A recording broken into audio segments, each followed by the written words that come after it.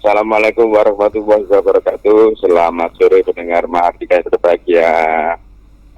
Saya mewakili juru bicara gugus tugas COVID-19 Kota Blitar akan menyampaikan update data perkembangan kasus COVID-19 hari Kamis tanggal 11 September 2020, yaitu yang pertama data kasus suspek.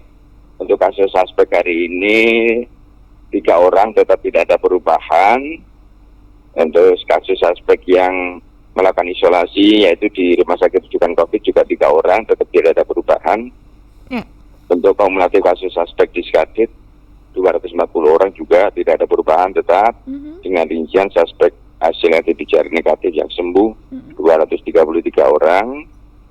Dan yang di Skadit meninggal dunia hasil RT-PCR negatif 7 orang. Untuk data kasus probable juga tidak ada perubahan. Jadi kasus kumulatif kasus probable meninggal dunia 1 orang. Untuk yang pemantauan kontak erat, kumulatif kontak erat yang masih dipantau 18 orang bertambah 8. Kumulatif kontak erat yang diskadit atau sudah selesai isolasi 976 orang tetap tidak ada perubahan. Untuk yang kasus konfirmasi, kumulatif kasus konfirmasi 139 orang bertambah 4. Nah, ini kami perlu jelaskan. Yang kemarin 136 orang, harusnya kan 140 tambah 4. Nah, tetapi hasil tracing berikutnya terakhir, ternyata ada 1 dari konfirmasi domisili di kabupaten. Oh, baik. Ya, jadi kami data ini, kasus ini kami limpahkan ke kabupaten. Oh iya, ya, baik. Siap. Gitu. Untuk kumulatif kasus konfirmasi yang sembuh 124 orang bertambah 2, alhamdulillah.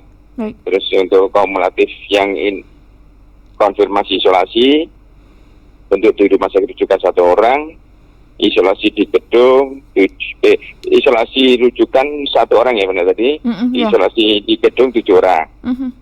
Nah, tetapi untuk kumulatif yang konfirmasi meninggal dunia 7 orang tetap tidak ada perubahan. Baik. Untuk yang konfirmasi ini ada 4 orang, ini merupakan kontak erat ya, dari teman kerja, yaitu dari BUMN di Kota Blitar, ya. Ada 1 pegawai yang domisili kabupaten, hasilnya RT-PCR positif. Baik.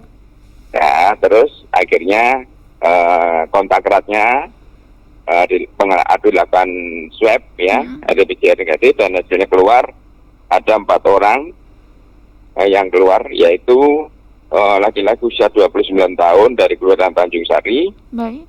Laki-laki usia 42 tahun dari Kelurahan Sanan Wetan. Laki-laki usia 41 tahun dari Kelurahan Tanggung.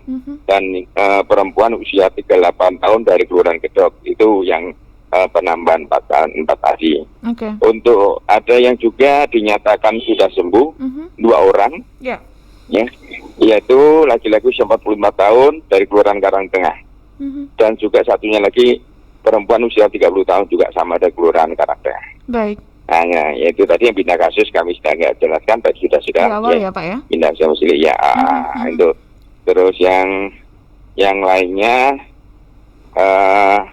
masih diisolasi di gedung. Itu yang konfirmasi. Untuk probable tadi kosong, yang kasus suspek juga 2 orang. 3 orang ya, kasus 3 orang. Semuanya masih menunggu hasil RT-PCR-nya. Untuk yang kontak erat juga masih dilakukan tracing. Yang positif tadi itu konfirmasi tadi, teman-teman masih melakukan tracing. Akan diagendakan untuk RT-PCR negatif atau akan dilakukan pengambilan spesimen. Itu Mbak Kirana informasi yang bisa kami sampaikan. Baik. Ya Pak Didi, meskipun saat ini proses tracing juga masih berjalan begitu, namun ini bagaimana Pak untuk masyarakat yang memang belum terjaring kita untuk secara sadar diri melakukan isolasi berarti ya Pak ya, tidak menunggu untuk kita dulu yang mengarahkan seperti itu, setelah di swab baru melakukan isolasi, tidak ya Pak ya? Ketika merasa memang ada kontak erat langsung saja melakukan isolasi mandiri begitu Pak? Iya betul, dan harapan kami mungkin ada informasi tambahan berkaitan dengan ada mungkin ada pernah berkontak erat dengan yang dinyatakan positif. Nah itu bisa melaporkan diri sehingga kita bisa melakukan untuk pemeriksaan lebih lanjut. Ya. Nah, kita istilahnya di tracing di anamnesa sejauh mana kontak eratnya, bentuk kontak eratnya. Nah itu lebih bagus lagi ya. Baik. Ya, ini Pak karena Didi, mengurangi keterbatasan juga kita juga di situ. Iya. Sejauh ini Pak Didi keterbukaan pasien ataupun juga masyarakat hasil tracing ini Pak ya. Sejauh ini bagaimana Pak? Ataukah sempat kita istilahnya kejar-kejaran begitu untuk mendapatkan data yang konkret atau seperti apa Pak? Ya belum tadi. Ada merasa sadar. Ya.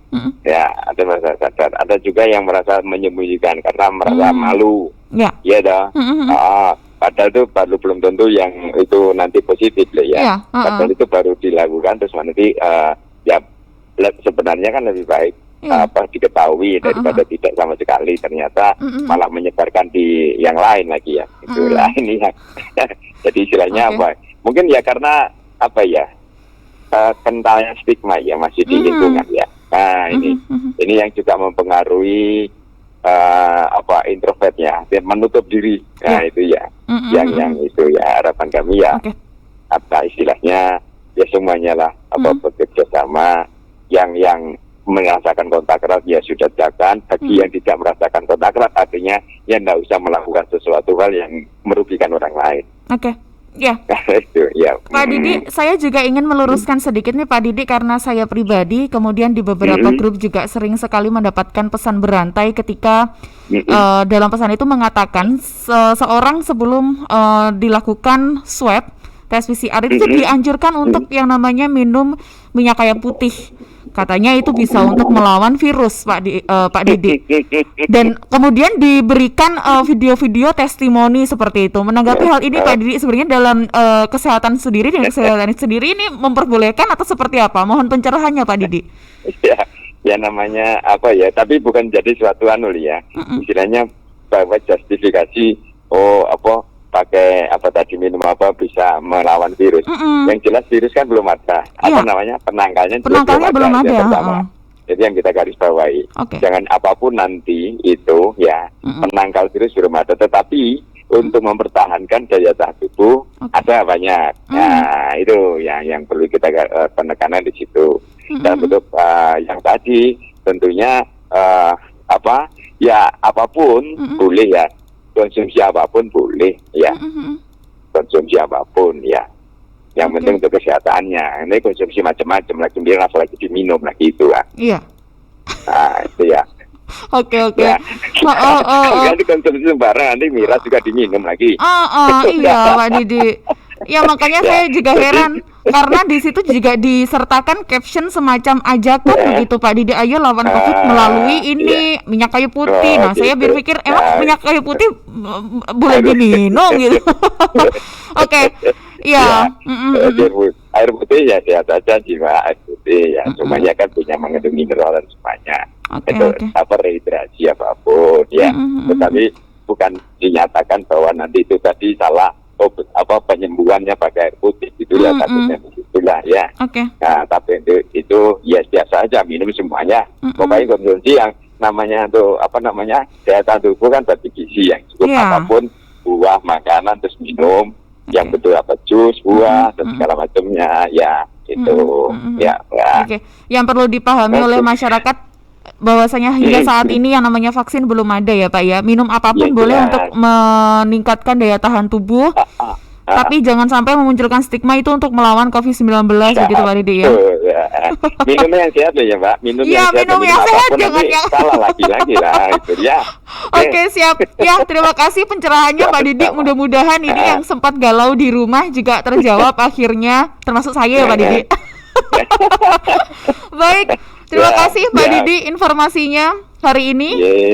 Sehat-sehat selalu Pak Didi. Monggo dilanjut lagi tugasnya. Assalamualaikum, selamat sore Pak Didi. Waalaikumsalam warahmatullahi wabarakatuh.